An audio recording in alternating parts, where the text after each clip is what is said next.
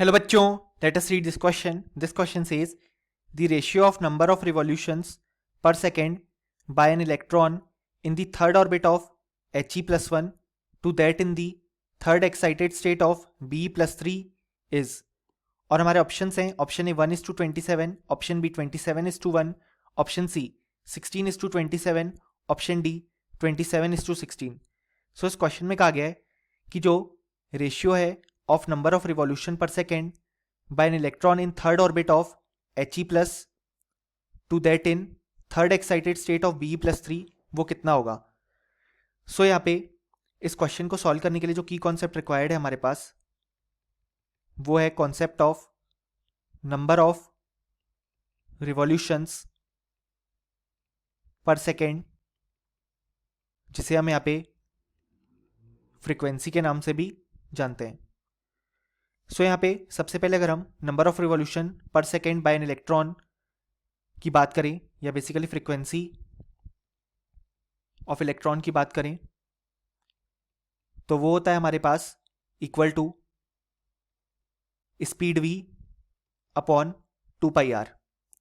सो यहाँ पे सबसे पहले हम डिपेंडेंसी फाइंड आउट करेंगे फ्रीक्वेंसी की यहाँ पे ऑर्बिट और नंबर ऑफ प्रोटॉन्स पे.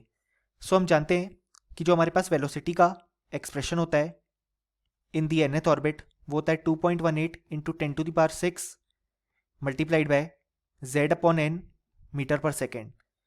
जबकि यहाँ पे जो nth ऑर्बिट का रेडियस का फॉर्मूला होता है वो होता है 0.529 multiplied by n square by z angstrom. So अगर हम देखें तो यहाँ पे जो वेलोसिटी है वो z बाय n पे डिपेंड कर रही है और जो रेडियस है वो n स्क्वायर बाय z पे डिपेंड कर रहा है क्योंकि ये नंबर तो कांस्टेंट है. सो इसके अकॉर्डिंग अगर हम देखें तो हमारे पास जो फ्रीक्वेंसी होगी वो डायरेक्टली प्रोपोर्शनल होगी वेलोसिटी की डिपेंडेंसी z बाय n पे अपॉन रेडियस की dependency n square by z पे. सो इसके अकॉर्डिंग हमारे पास जो फ्रीक्वेंसी आएगी वो आएगी z square upon n cube के डायरेक्टली प्रोपोर्शनल. हमने यहाँ पे 2π को इग्नोर कर दिया है क्योंकि हमने यहाँ पे प्रोपोर्शनलिटी की बात की है और कांस्टेंट हट जाएगा जब हम प्रोपोर्शनलिटी की बात कर रहे हैं. सो ये हमारे पास डिपेंडेंसी आ गई. अब हमें यहाँ पे रेशियो फाइंड आउट करना है number of revolutions per second यानी कि फ्रीक्वेंसी का by an electron in third orbit of He plus यानी कि n is equal to 3 for He plus and third excited state of Be plus 3 यानी कि third excited state मतलब n is equal to 4 for Be plus 3. So हम यहाँ पे इसके लिए जो फ्रीक्वेंसी है उसे f1 से डिनोट करते हैं और इसके लिए f2 से. सो हम लिख सकते हैं यहाँ पे कि f1 upon f2 is equal to यहाँ पे z स्क्वायर He प्लस के लिए हो जाएगा 2 स्क्वायर अपॉन n क्यूब मतलब 3 क्यूब अपॉन f2 यानी कि यहाँ पे n की वैल्यू हो जाएगी 4.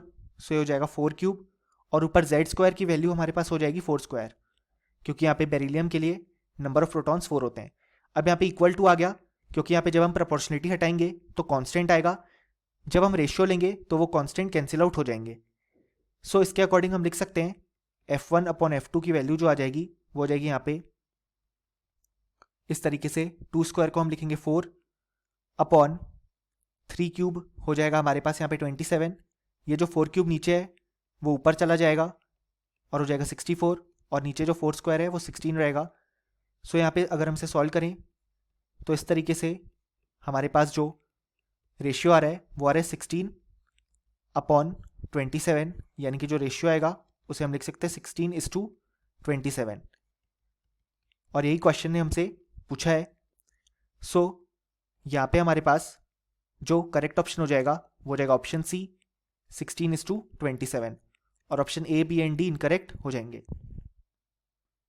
सो हम ये लिख सकते हैं कि इस क्वेश्चन के लिए हमारे पास जो यहाँ पे करेक्ट आंसर आ गया वो आ गया ऑप्शन सी.